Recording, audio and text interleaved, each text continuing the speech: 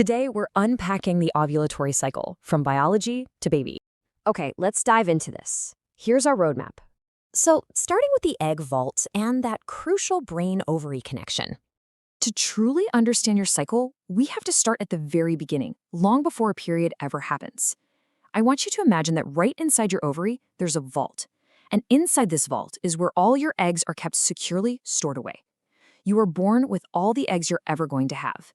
They essentially rest in a state of cellular suspension, what we medically call prophase 1 of meiosis, until puberty wakes them up. Eventually, when the vault is empty, that's when menopause begins. But every month during your reproductive years, a group of these eggs comes out of the vault to begin a pretty wild journey. When they exit the vault, these eggs grow inside little fluid-filled sacs called follicles. And it's a very precise step-by-step process. They start out as a primordial follicle, grow into a primary follicle, expand into a secondary follicle, and finally mature into a large Graafion follicle. But they don't just do this on their own. Actually, your brain is the ultimate manager here.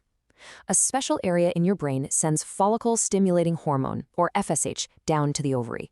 These FSH pulses command the follicles to grow, add layers of cells, and start pumping out a very important hormone, estrogen. Which brings us to the main event, the LH surge and ovulation. As that dominant Graafion follicle grows larger and produces more and more estrogen, it completely sets the stage for the rest of your cycle. Let's see how this builds. In a standard 28-day cycle, and keep in mind it's completely okay if yours is a little shorter or longer, days 1 through 13 make up the follicular phase. This is where our follicle is growing and estrogen is rising. Ovulation happens right around day 14. And then days 15 to 28 make up the luteal phase. Right before we hit that midpoint, estrogen levels reach a massive peak. And that peak triggers something so cool. When estrogen hits a high enough level, we're talking about 200 picograms per milliliter for over 50 hours, it signals the brain that a mature egg is fully ready. The brain responds with an LH surge, which is a sudden, massive release of luteinizing hormone. Now, what's fascinating is how this surge acts like microscopic molecular scissors. The LH activates protease enzymes that literally eat away and cut open the tissue of the follicle right on the surface of the ovary. The follicle swells and bursts, physically popping the egg out in the event we call ovulation. But the egg doesn't just, float away into nowhere. Your body is incredibly intuitive. Right at ovulation, the fimbriae, which are these tiny finger-like projections at the end of the fallopian tube, they become stiff, they physically sweep across the surface of the ovary. Working together with microscopic hair-like structures called cilia, they create these strong fluid waves. It's quite literally like an ocean current, pulling the newly released egg safely inside the fallopian tube, where it waits for sperm to arrive. Moving on to what happens next, the corpus luteum factory. So what happens to that empty, ruptured follicle left behind in the ovary? It doesn't just disappear. That empty structure goes through a magnificent transformation into what we call the corpus luteum. Thanks to continued LH pulses from the brain, the cells inside the ruptured follicle accumulate lipids and fats, literally turning yellow, which is exactly what luteum means.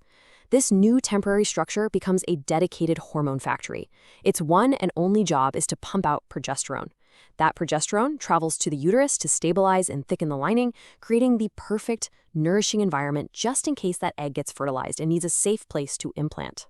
Now, let's zoom out to defining your fertile window. We've covered the microscopic biology, but how does all this cellular activity dictate when you can actually get pregnant? Once the egg is released from the ovary, it only lives for a maximum of 12 to 24 hours. That is its entire tiny window of opportunity. Sperm, on the other hand, are a lot more resilient. They can survive for up to 5 days inside the female reproductive tract, waiting patiently in the fallopian tubes. So the crucial point here is that for conception to happen, sperm must already be arriving or actively waiting there right when ovulation occurs. Because of those differing lifespans, your fertile window is exactly 6 days long. Yep, just 6 days. It's the 5 days right before ovulation, plus the 24 hours of ovulation day itself. Whether you're trying to conceive or actively trying to avoid pregnancy, these 6 days are the only days out of your entire cycle where the biology aligns to make pregnancy possible. Which leads us to the practical part, methods for cycle tracking. Knowing you only have 6 days is one thing, but how do you actually find them? And this brilliantly illustrates the options you have. I actually use a very similar chart with my own patients. Phone apps are super common, right? But remember, they're mostly just doing math, subtracting 14 days from your cycle length. If your cycle varies at all, the app is going to be wrong. Ovulation predictor kits, or OPKs, are excellent. They detect that LH surge in your urine. Because LH is released from the brain in the early morning, it's best to test between 10 a.m. and 2 p.m. They are highly predictive. Basal body temp, or BBT, detects a tiny zero point 0.4 degree Fahrenheit rise in your body temperature. But that only happens after the corpus luteum starts making progesterone. So it only confirms you already ovulated, it doesn't predict it. And finally, tracking cervical mucus is free and highly predictive. You're looking for that slippery, egg-white texture that happens when estrogen is peaking right before ovulation. Cycle, start tracking your OPKs or mucus around day 10. You want to see that clear, stretchy, type 4 cervical mucus. And listen, once you get your first positive OPK, stop testing. The LH pulses on and off, so over-testing just causes unnecessary stress and confusion. Aim to have intercourse every other day during this window so sperm is constantly waiting. Oh, and a quick doctor's tip, you can usually skip those traditional day 21 progesterone blood tests. Because the brain pulses LH, the corpus luteum pulses progesterone. Your levels will wildly fluctuate all day long, and catching a naturally low dip might falsely make you panic. Also keep in mind, these exact same tracking methods work brilliantly for natural family planning to avoid pregnancy just by knowing when to abstain. Understanding the beautiful, incredibly complex biology happening right inside your own body is the very first step to empowering your reproductive health. Thanks for joining me to unpack all of this, and I really hope this knowledge helps you take full charge of your cycle.